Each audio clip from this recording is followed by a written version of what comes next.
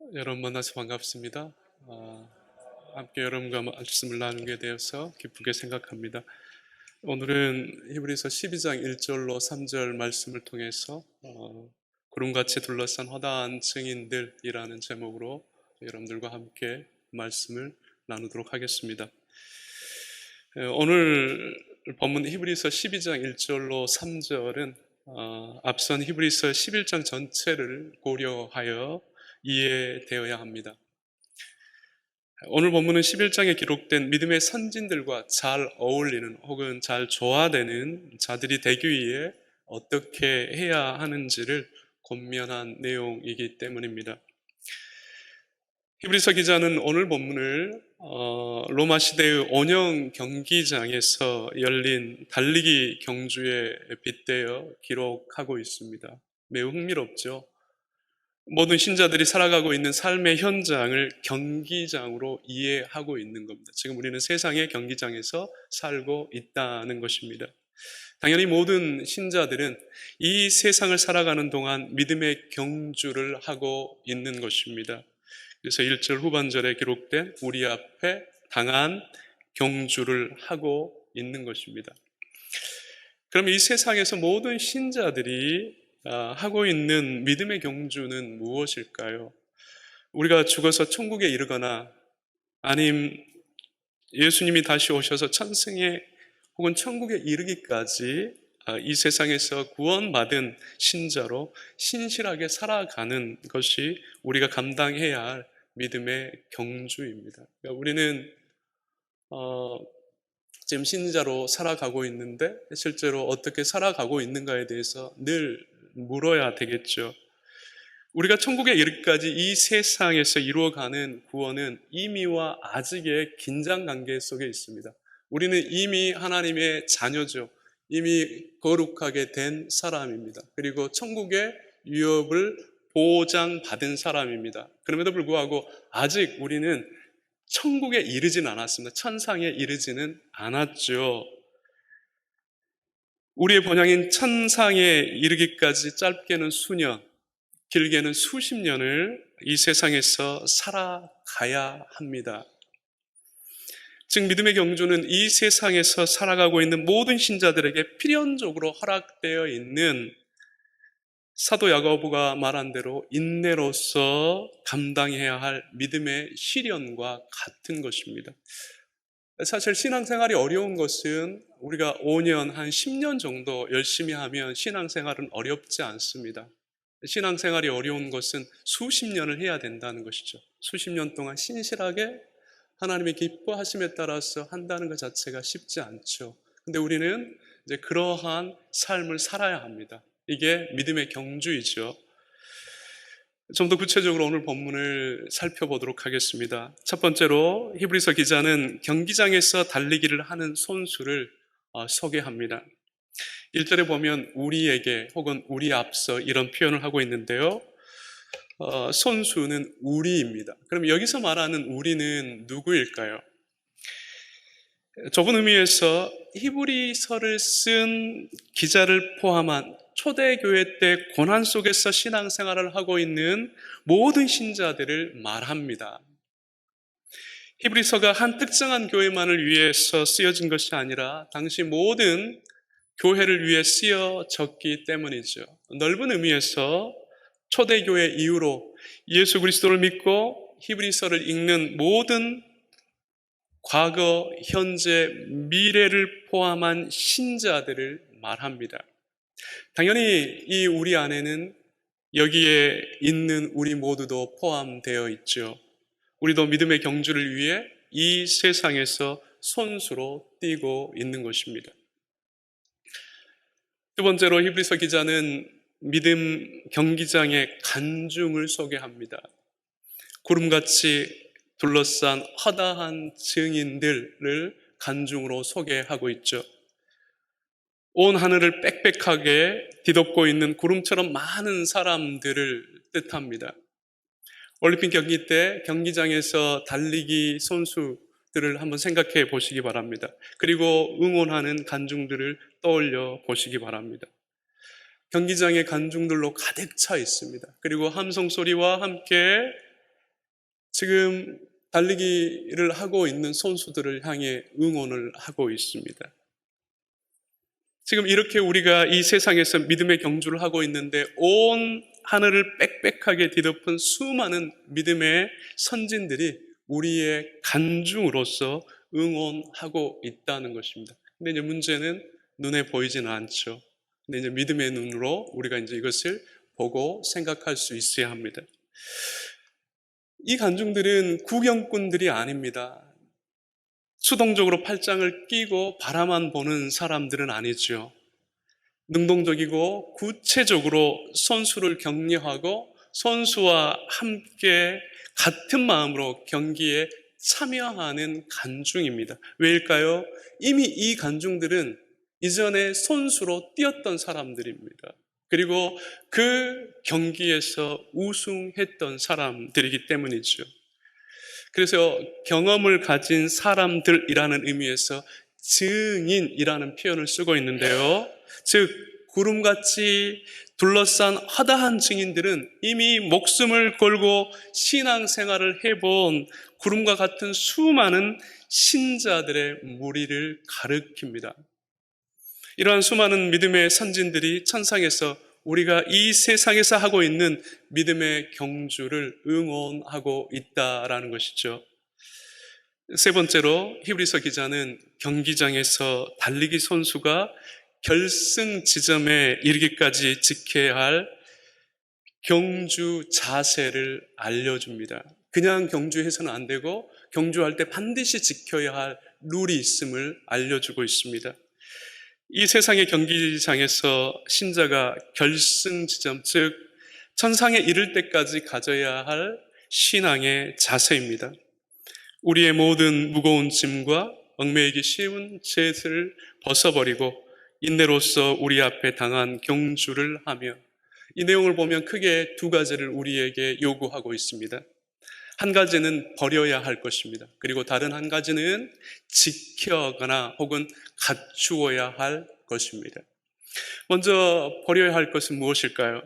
모든 무거운 짐과 얽매이기 쉬운 죄입니다. 여기서 모든 무거운 짐은 어원적으로 모든 무거운 장애물을 의미합니다.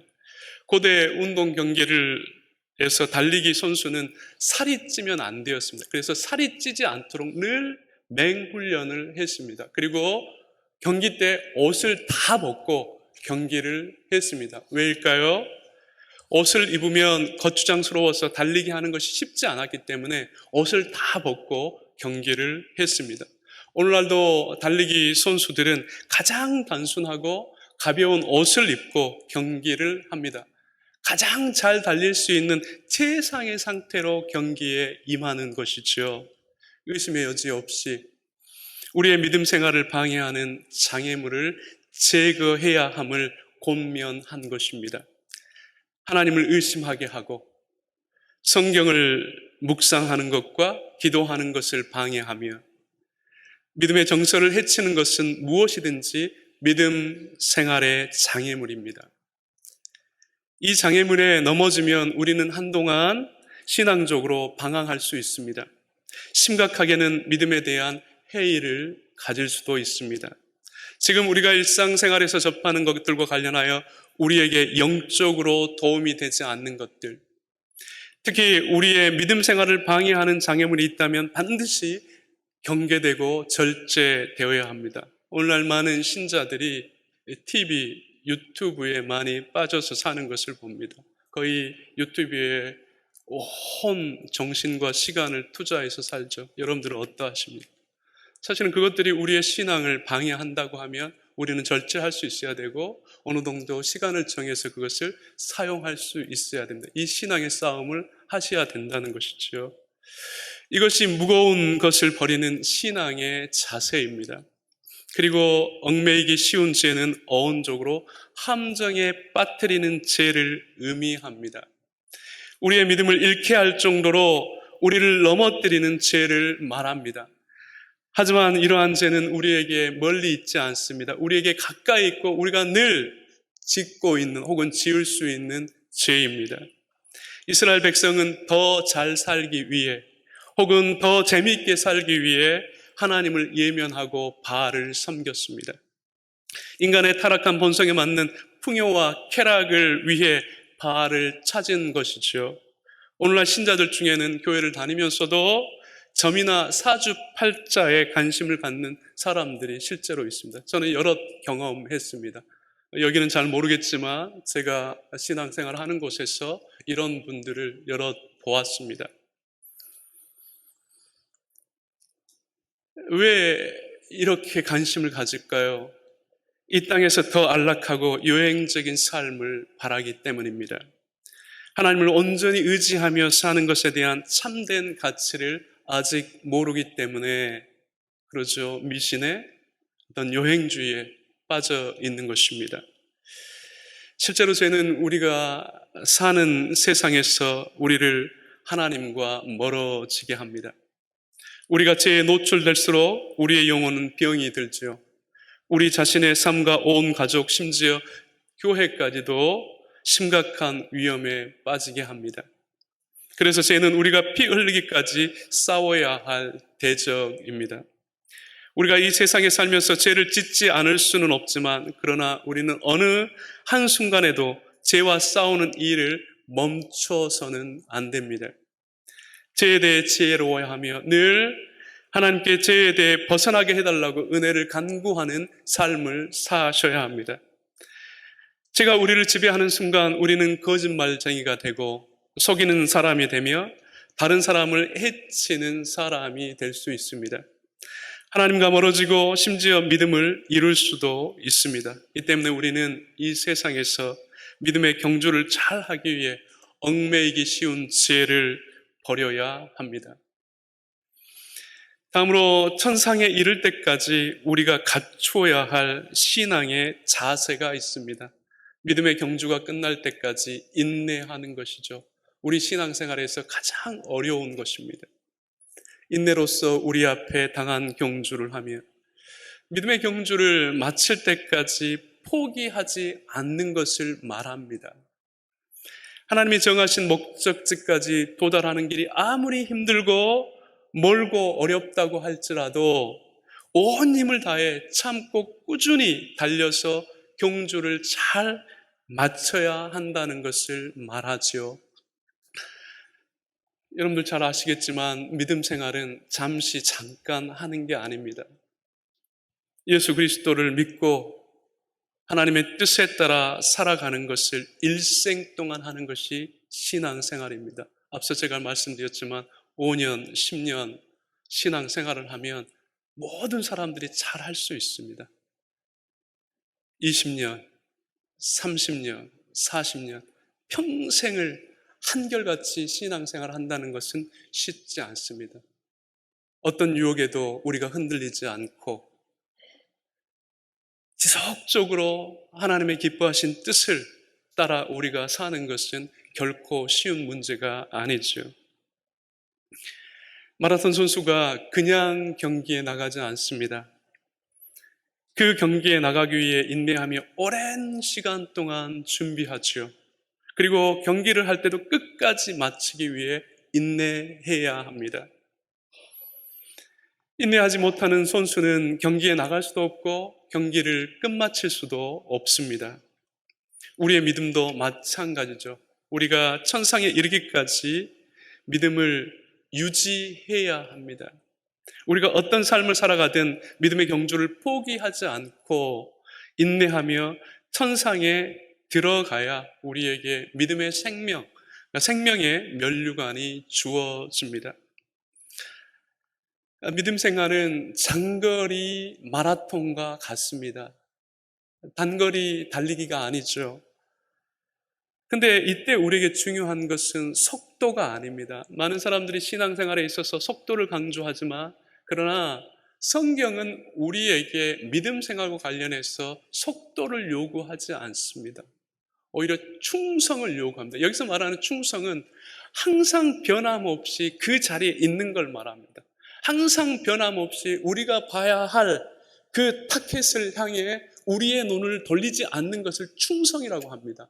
많은 사람들이 충성을 어떤 열심과 어떤 짧은 시간에 내 모든 에너지를 다 사용해서 어떤 수고하고 노력하는 것으로 충성을 이야기하는 경우가 있는데, 성경에서 말하는 충성은 그게 아니라 내가 있는 자리에서 변함없이 그 자리를 지켜내는 것을 충성이라고 말합니다. 여러분들은 어떠하십니까? 그래서 신앙생활에 있어서 인내하며 끝까지 안주하는 것이 중요합니다. 그 사람이 믿음의 수준이고 그 사람의 믿음의 실력이죠. 우리는 시대 때 여러 힘든 일을 겪으면서 믿음의 경주를 그만두고 싶을 때가 있습니다. 우리가 연약하고 여전히 재성을 가지고 있기에 이런 마음을 순간적으로 가질 수 있습니다. 하지만 참된 구원의 신자는 잠시 잠깐 낙심하지만, 그리고 절망하지만 그 자리에 주저앉지는 않습니다. 다시 일어서죠. 그래서 히브리서 12장 9절로 10절에 이렇게 기록되어 있습니다. 우리 같이 한번 볼까요? 히브리서 12장 9절로 10절입니다. 같이 한 목소리 읽어보겠습니다. 그러므로 피곤한 손과 연약한 무릎을 일으켜 세우고 너희 발을 위하여 곧은 길을 만들어 저는 다리로 하여금 어그러지지 않고 고침을 받게 하라. 그러니까 이렇게 참된 구원의 신자는 다시 일어서서 하나님께서 원하시는 길을 힘있게 가는 것입니다. 끝으로 히브리서 기자는 달리기 선수가 경기를 마칠 때까지 바라봐야 할 감독이 있다는 것도 우리에게 알려주고 있습니다. 달리기 경주에서 감독은 선수를 선택하고 훈련시키며 승리할 수 있는 전략을 제공하는 사람입니다. 감독은 이론적으로만 공부를 하고 그 자리에 이르지 않습니다. 선수보다 앞서 모든 경험을 하고 감독이 됩니다. 그래서 감독은 선수를 잘 알죠. 훌륭한 감독이 훌륭한 선수를 만드는 것입니다. 선수가 승리하기 위해서 무엇이 필요하고 또 무엇을 강화시켜야 하는지를 잘 알고 있죠. 그럼 믿음의 경주에서 모든 신자들의 감독은 누구일까요? 당연히 믿음의 주요 또 온전케 하시는 이인 예수입니다. 다르게 말하면 믿음의 창시자요 그리고 완성자인 예수입니다. 히브리서 기자는 이 세상에서 우리가 믿음의 경주를 할 때 승리하기 위해서는 우리의 감독이신 예수를 끝까지 바라보라고 말합니다. 흥미로운 것은 예수를 위해서 무엇을 하라고 말하지 않고 끝까지 예수를 바라보라고 말합니다. 믿음의 주요 온전케 하시는 이인 예수를 바라보자. 여기서 바라보자는 현재 분사형으로 온 마음을 향해 계속해서 바라보는 것을 말합니다. 이게 사실은 충성의 개념과 동일합니다. 그러니까 지금 히브리서 기자는 우리에게 혹은 신자들에게 예수님을 향해 우리의 열심을 드러내라 이렇게 말하지 않습니다. 오히려 끝까지 주님을 바라봐라. 주님을 놓치지 마라. 주님을 향해서 눈을 떼지 마라. 그렇게 이야기하고 있습니다. 우리가 달리기 결승 지점에 이를 때까지, 즉 청상에 이를 때까지 주님을 바라보라고 말하는 것이죠. 사실 경주자는 감독을 바라볼 수가 없습니다. 특별히 달리기를 할 때 감독을 볼 수 있을까요? 없을까요? 볼 수 없습니다. 그럼에도 불구하고 히브리서 기자는 감독을 보라 이렇게 이야기하죠. 왜 그래 이렇게 말했을까요?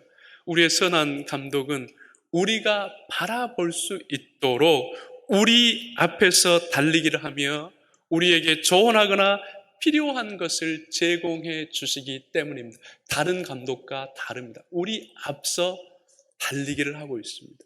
그리고 필요한 것을 조언하고 필요한 것들을 공급해 주신다는 것이죠. 우리가 낙오되거나 쓰러지지 않도록 우리에게 은혜를 주시는 것입니다. 우리가 어떤 상황, 어려움, 또 유혹에 처하든지 우리의 감독인 예수는 우리를 안전하게 인도해 주시는 것입니다. 그래서 우리는 믿음의 경주가 끝날 때까지 예수만 바라봐야 하죠. 믿음의 경주가 아무리 어려워도 우리가 예수를 놓치지 않는다면 우리는 결승 지점에 도달할 수 있습니다. 우리가 이 세상에서 감히 헤아릴 수 없는 영광에 이르게 할 것입니다. 우리가 예수를 끝까지 바라볼 때, 놓치지 않을 때 우리가 일하는 게 아니라 주님이 일하시고 하나님께서 일하심을 여러분들이 경험할 수 있을 것입니다. 그럼 우리의 감독이신 예수는 어떤 분이신가요? 먼저 예수는 수치도 견디고 십자가 죽음도 이겨내시며 결국 승리의 자리인 하나님의 보좌 우편에 앉으신 분입니다. 그는 그 앞에 있는 기쁨을 위하여 십자가를 참으사 부끄러움을 개의치 아니하시더니 하나님 보좌 우편에 앉으셨느니라. 구체적으로 어떤 의미일까요? 예수께서 이 세상을 지배하는 죄와 사망의 권세를 이겨내셨다는 것입니다. 사망의 권세를 이기시고 세상을 자신의 권세 아래에 두셨다는 것을 말합니다. 그래서 예수 없이 어느 인간도 죄와 사망에서 벗어날 수 없습니다. 예수만이 사단의 권세를 이기고 우리에게 생명을 주실 수 있습니다. 이러한 사실이 우리가 믿음의 경주를 하면서 예수를 끝까지 바라봐야 할 절대적인 이유입니다. 다음으로 우리의 감독이신 예수는 자신을 싫어하고 대적한 사람들에 대해서도 참아내신 분입니다. 이렇게 기록되어 있죠. 3절에 죄인이 이같이 자기에게 거역한 일을 참으신 일을 생각하라. 이스라엘 지도자들은 예수를 하나님의 아들로 인정하지 않았습니다. 모욕하고 비난하며 죽이려고 했습니다. 결국 매를 때리고 옷을 벗기고 십자가에서 죽였죠. 하지만 예수는 아무런 저항도 하지 않으셨습니다. 묵묵히 참아내셨고 불쌍히 여기셨습니다. 저들의 죄를 저들에게 돌리지 말 것을 하나님 아버지에게 간구했습니다. 그래서 베드로는 이렇게 표현했죠. 욕을 당하시되 맞대어 욕하지 아니하시고 고난을 당하시되 위협하지 아니하시고 오직 공의로 심판하시는 이에게 부탁하시며.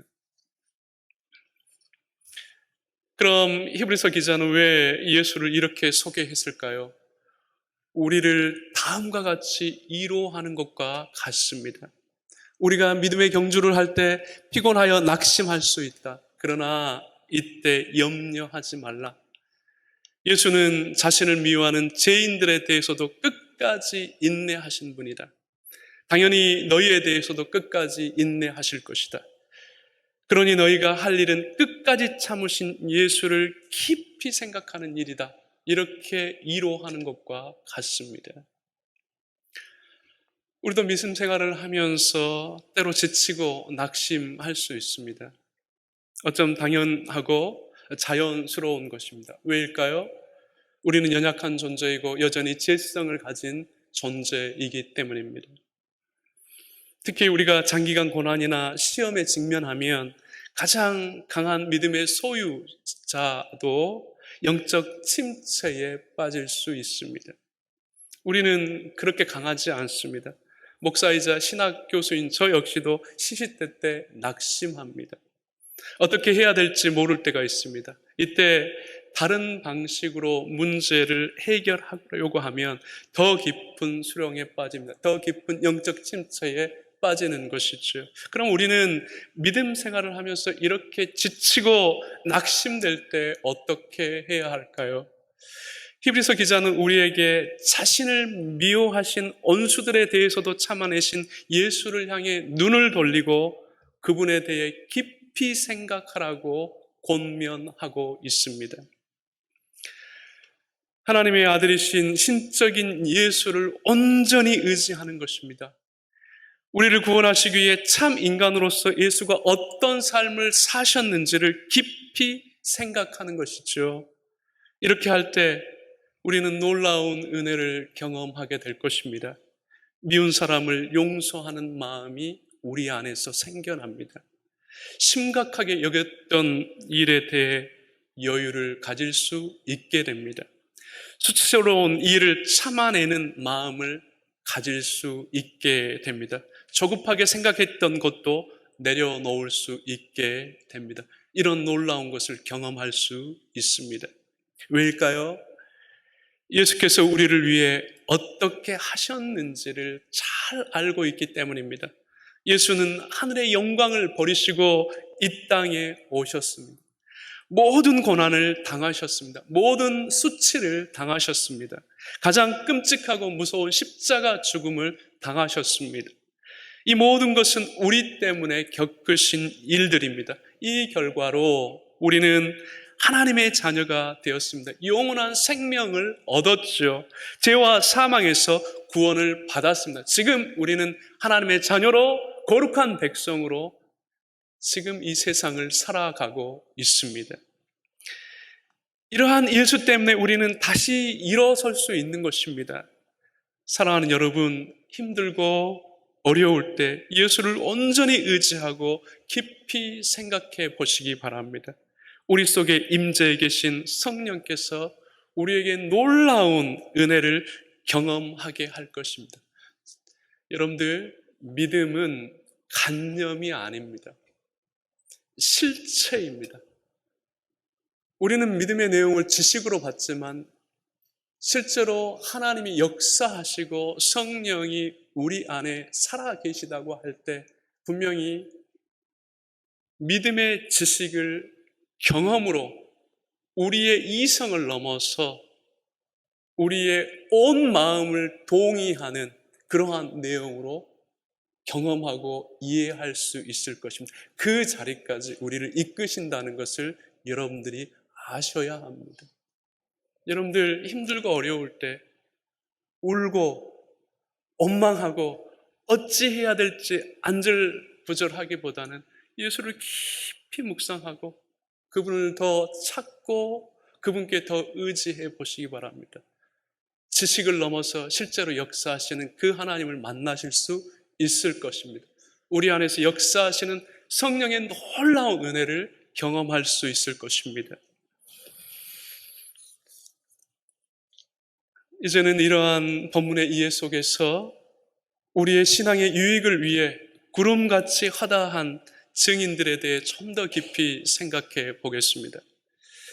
구름같이 둘러싼 허다한 증인들은 지금 우리가 이 세상에서 믿음의 경주를 하는 것을 바라보고 응원하기 전에 이미 그 자신들이 이 세상에서 믿음의 경주를 했던 사람들입니다.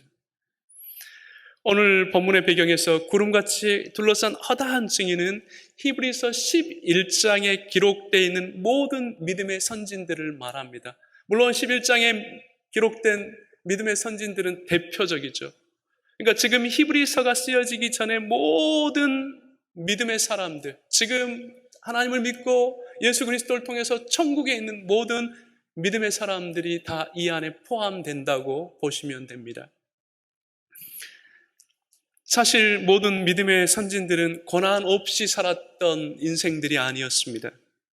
우리의 구원을 위해 이 땅에 오신 메시아를 대망하며 하나님의 언약 백성으로서 고난받는 삶을 살았습니다. 우리는 구약 성경의 기록을 통해서 이적도 경험하고 많은 재산도 소유하며 높은 지위나 왕이 되기도 했기 때문에 믿음의 선진들이 우리보다 더 나은 삶을 살았다고 이해하는 경우가 있습니다. 하지만 이는 착각입니다. 성경을 너무도 단편적으로만 보는 것이죠.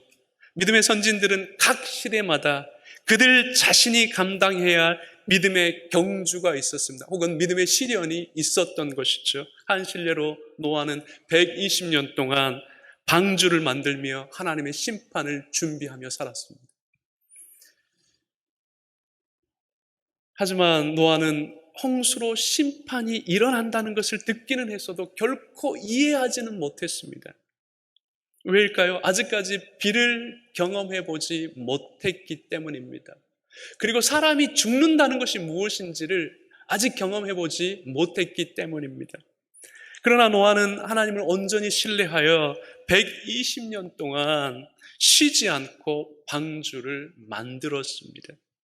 그래서 히브리서 11장 7절에 이렇게 기록되어 있습니다. 제가 새 번역으로 읽겠습니다. 좀 이해되기 쉽게요. 믿음으로 노아는 하나님께서 아직 보이지 않는 일들에 대하여 경고하셨을 때에 하나님을 경외하고 방주를 마련하여 자기 가족을 구원하였습니다. 이 믿음을 통하여 그는 세상을 단죄하고 믿음을 따라 얻는 의를 물려받는 상속자가 되었습니다. 여러분들, 120년 동안 방주를 만드는 일은 어떠했을까요? 매일매일 죽도록 고생하면서 만들어야 했습니다. 더욱이 홍수로 모든 사람들이 죽는 것을 보고 노아는 어떤 생각을 했을 것 같습니까? 결코 쉽지 않은 인생을 살았다는 것을 기억하셔야 합니다. 하나님을 신실하게 믿으며 살았던 사람들 중에 고난을 받지 않는 인생들은 없습니다. 어떤 시기로든 각 시대 속에서 자신에게 주어진 믿음의 시련을 견디며 살아갔습니다. 왜일까요? 타락한 세상 속에서 하나님의 백성은 희생 없이, 고난 없이, 헌신 없이 살아갈 수 없기 때문입니다. 고뇌 없이 살아갈 수 없기 때문입니다. 더욱이 박해의 시대에 믿음의 선진들은 유리하며 궁핍과 환난 속에서 살았습니다. 산으로 토굴로 몸을 숨기며 살아야 했습니다. 끔찍한 고문 속에서 죽음을 당하기도 했습니다. 히브리서 11장 36절로 38절을 우리 같이 또 한번 읽어보도록 하겠습니다. 히브리서 36절에서 38절입니다. 히브리서 11장 36절에서 38절 같이 읽겠습니다. 또 어떤 이들은 조롱과 책짓들 뿐 아니라 결박과 옥에 갇히는 시련도 받았으며 돌로 치는 것과 톱으로 켜는 것과 시험과 칼로 죽임을 당하고 양과 염소의 가죽을 입고 유리하여 궁핍과 환난과 학대를 받았으니 이런 사람은 세상이 감당하지 못하느니라. 그들이 강야와 산과 동굴과 토굴에 유리하였느니라. 여러분들 터키에 가면 정말 산 속에 아니면 지하의 도시를 만들고 그 성도들이 살았던 유적들을 확인할 수 있습니다. 그럼 믿음의 선진들은 왜 굳이 이러한 삶을 살아야 했을까요? 왜 굳이 이런 삶을 살았을까요? 살지 않아도 되는데, 그냥 편안히 살 수 있는데 왜 믿음의 선진들은 이러한 힘든 삶을 굳이 살았을까요? 현실 세계가 전부가 아니라 현실 세계 너머에 창조된 인간이 본래 살아야 할 참된 세계, 즉 천상이 있었음을 알았기 때문입니다. 여러 가지 이유가 있지만 대표적으로 오늘 히브리서가 이 문제를 이야기하기 때문에 여기에 집중을 하겠습니다. 최초의 조상인 아담과 하와가 타락을 하지 않았다고 하면 우리는 현실 속에서 천상을 경험했을 것입니다. 인류가 타락함과 관련하여 우리가 영원히 있어야 할 참된 세상은 더 이상 이 세상이 아닙니다. 천상이죠. 그런데 이 천상은 아무나 갈 수 없습니다. 천상에 가기 위해서는 반드시 창세기 3장 15절에 기록된 사단의 머리를 짓밟을 여자의 후손, 즉 메시아가 혹은 그리스도가 반드시 필요합니다. 그분이 오셔서 죄와 사망의 권세를 물리치고 우리의 본향인 천상으로 인도해 주셔야 합니다. 그래서 주님이 요한복음 4장 1절과 3절에서 이렇게 말씀하신 것입니다. 제가 한번 읽어보겠습니다. 요한복음 14장 1절로 3절입니다. 너희는 마음에 근심하지 말라. 하나님을 믿으니 또 나를 믿으라. 내 아버지 집에 거할 곳이 많도다. 그렇지 않으면 너희에게 일렀으리라. 내가 너희를 위하여 거처를 예비하려 가노니 가서 너희를 위하여 거처를 예비하면 내가 다시 와서 너희를 내게로 영접하여 나 있는 곳에 너희도 있게 하리라. 주님께서 친히 말씀하신 내용입니다. 의심 오지 없이 이 아버지의 집에서 영원히 누릴 삶 때문에 현재 고난을 피하지 않은 것이지요. 장차 나타날 고난이, 영광이 이 세상의 어떤 것으로도 비교되지 않기에 현실에 고난 때문에 믿음을 포기하지 않은 것입니다. 박해를 받고 때로 목숨을 잃을지라도 이 믿음을 포기하지 않은 것입니다. 믿음의 선진들은 아직 메시아가 오지 않았을 때 인간의 이성으로 믿을 수 없는 이 사실을 믿음을 통해서 바라보고 믿었으며 반드시 이루어지기를 소망하며 살았습니다. 이 때문에 모든 고난과 어려움을 기꺼이 견뎌내고 심지어 죽음도 두려워하지 않은 것입니다. 당연히 믿음을 가진 사람들은 이후로도 끊이지 않고 등장하고 있습니다. 믿지 않는 사람들이 믿지 못하는 천상을 믿고 죽으시고 부활하셔 승천하신 예수 그리스도를 믿으며 마지막 심판이 있을 것을 믿으면서 이 세상에서 믿음의 경주를 하고 살아가고 있습니다. 우리의 과거 부모들이 그랬고 지금 우리가 그렇게 하고 있으며 앞으로 우리의 자녀들이 이러한 믿음의 경주를 하며 살아가야 합니다. 만약 하나님이 없다면, 천상이 없다고 하면, 세상에 심판이 없다고 하면 우리는 헛된 삶을 살고 있는 것입니다. 그래서 바울이 고린도전서 15장 19절에 이렇게 말했습니다. 그리스도 안에서 우리가 바라는 것이 이 세상에만 해당되는 것이라고 하면 우리는 모든 사람들 가운데 가장 불쌍한 사람들일 것이다. 그러니까 지금 우리가 성경을 통해서 믿는 것이 사실이 아니고 그냥 지어낸 이야기라고 하면 우리처럼 불쌍한 사람들이 없죠. 여기에 우리의 온 힘을 쏟고 물질을 쏟고 시간을 쏟고 우리는 살아가고 있습니다. 그게 다 의미가 없고 헛된 것이죠. 우리가 이 세상에서 눈에 보이지 않는 천상을 믿고 믿음의 경주를 하며 살아가는 것은 결코 헛된 것이 아닙니다. 물론 이 세상에서 펼쳐지고 있는 구원의 역사는 전능하신 하나님께서 관여하시기 때문에 모두 좋은 일만 일어날 것 같지만 전혀 그렇지는 않습니다. 특별히 이제 성도들의 착각이 여기 있습니다. 하나님은 전능하시고 선하시기 때문에 하나님을 잘 믿으면 우리에게 항상 좋은 일이 일어날 것이라고 생각하는 경우가 있습니다. 그럴 수도 있지만 그러지 않을 때도 많습니다. 왜 그럴까요? 구원의 역사는 죄와 사망의 문제와 엉켜 있기 때문에 심각하고 고통스러우며 때로 목숨을 버릴 각오도 해야 하는 문제이기 때문입니다. 그래서 신자들은 이 세상에서 고난을 피할 수 없습니다. 사단은 우리가 천국에 이를 때까지 우리의 죄와 사망에서, 우리를 죄와 사망에서 벗어나지 못하도록 온갖 수단을 다 동원하여 우리의 믿음을 시험하고 구원의 자리에서 이탈시키도록 일하고 노력하고 있기 때문이죠.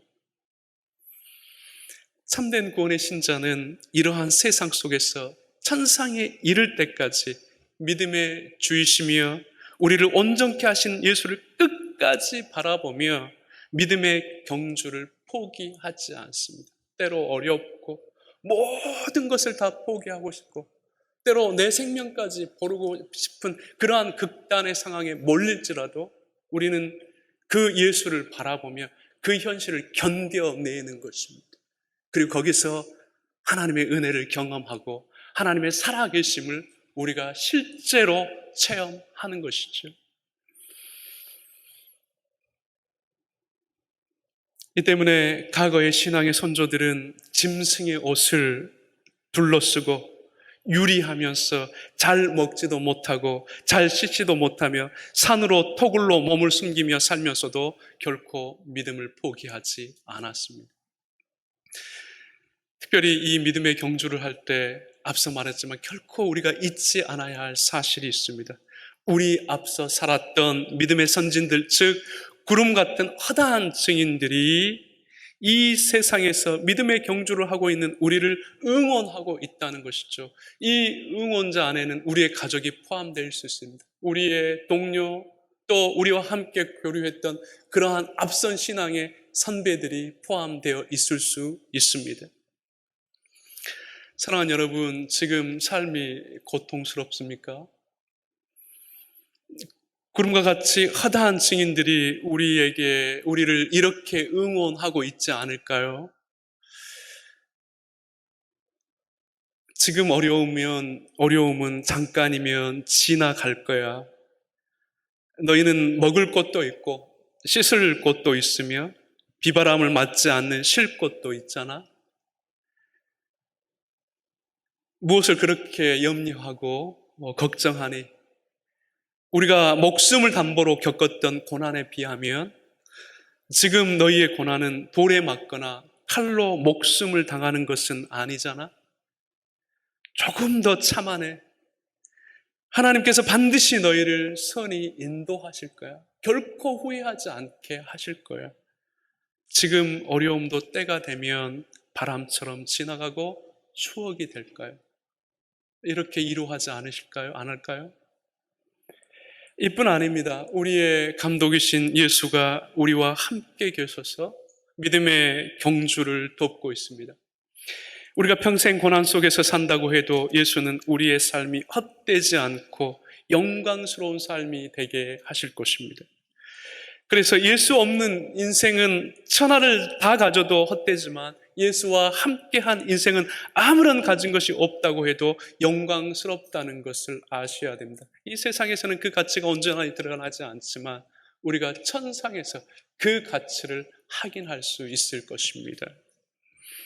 지금 우리가 어떤 삶의 현실에 처한다고 해도 여러분들 문제될 게 없습니다.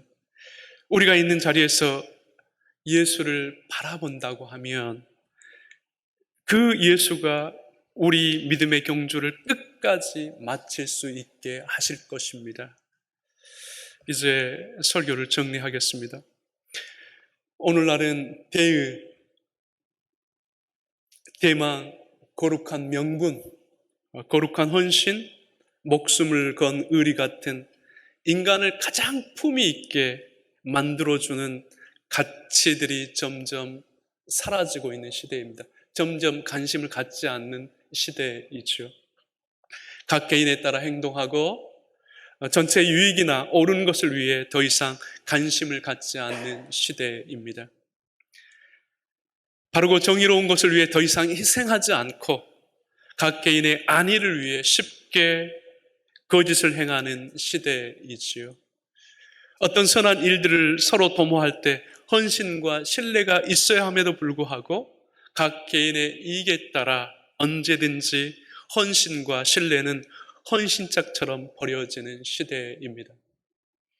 오늘 시대의 품이 있는 인간을 보는 것은 결코 쉽지 않습니다. 당연히 교회 안에서도 너무도 실망스럽게도 하나님의 거룩한 뜻을 위해 품위 있게 살아가는 신자들을 보는 것이 점점 어려워지고 있습니다. 하나님을 가까이 하지 않으면 삶의 진실성은 사라집니다. 참된 믿음에 대한 추구가 없으면 삶은 가벼워집니다. 만약 우리에게서 삶의 진실성이 점점 사라지고 삶도 점점 가벼워지고 있다고 하면 우리가 이 세상에서 믿음의 경주를 신실하게 하고 있지 않다는 증거입니다. 겉만 신자일 뿐 속은 아직도 세상을 좋아하는 사람들일 수 있습니다. 사랑하는 여러분들, 여러분들의 현실은 어떠합니까? 사랑하는 여러분, 오늘 시대가 어떠하든 우리는 우리에게 주어진 믿음의 경주를 결코 포기하거나 가볍게 여겨서는 안 됩니다. 히브리서 12장 28절을 읽어보겠습니다. 그러므로 우리는 흔들리지 않는 나라를 받았으니 감사를 드립시다. 그리하여 경건함과 두려움으로 하나님이 기뻐하시도록 그를 섬깁시다. 이렇게 살아내는 것이 믿음의 경주를 하고 있는 참된 구원의 심자입니다. 이러한 은혜를 누리시는 복된 여러분들 되시기를 주의 이름으로 축원합니다. 기도하겠습니다. 하나님 아버지, 한국 사회에서 너무 물질화되어 가고 또 세속화되어 가며 또 개인주의화되어 가는 현실 속에서 우리가 바른 신앙 또 하나님께서 기뻐하시는 그 신자로서 살아가는 것이 쉽지 않음을 고백합니다. 그러나 성경과 역사를 통해서 우리에게 확인시켜주는 것은 어떠한 고난과 또 삶의 어려움 속에서도 하나님을 온전히 신뢰하여 신실히 살아갔던 신자들이 있었다는 것입니다. 삶의 모든 것을 때로 잃고 목숨을 버려서면까지도 하나님을 향한 그 신뢰와 그리스도를 향한 그 믿음을 잃지 않고 살았던 신자들이 있었음을 성경과 교회 역사는 확인시켜 줍니다. 주님, 우리의 시대가 어떠하든지 우리는 핑계할 게 없습니다. 우리는 앞선 시대에 비하면 너무도 좋은 여건과 환경 속에서 살아가고 있습니다. 절망할 것도 없고 낙심할 것도 없고 후회하고 원망할 것도 없습니다. 아버지 하나님, 우리에게 필요한 것은 더욱 주를 온전히 바라보는 믿음입니다. 어떠한 상황 속에서도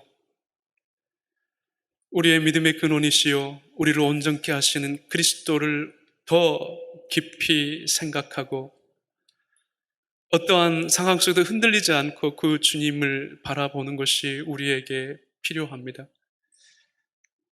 아버지 하나님, 우리에게 이러한 믿음을 허락하여 주셔서 이 시대가 어떠하든지 우리의 삶의 여건과 조건이 어떠하든지 흔들리지 않고 오직 하나님이 기뻐하시는 그러한 종으로 하나님의 사람으로 신실하게 믿음의 경주를 하는 하나님의 백성으로 살게 하여 주옵소서. 그 가운데서 하나님의 역사하심과 일을 보게 하시고 하나님의 위로와 은혜를 늘 누리는 그러한 복된 인생들 되게 하여 주옵소서. 감사드리며 우리 주 예수 그리스도 이름으로 기도드리옵나이다. 아멘.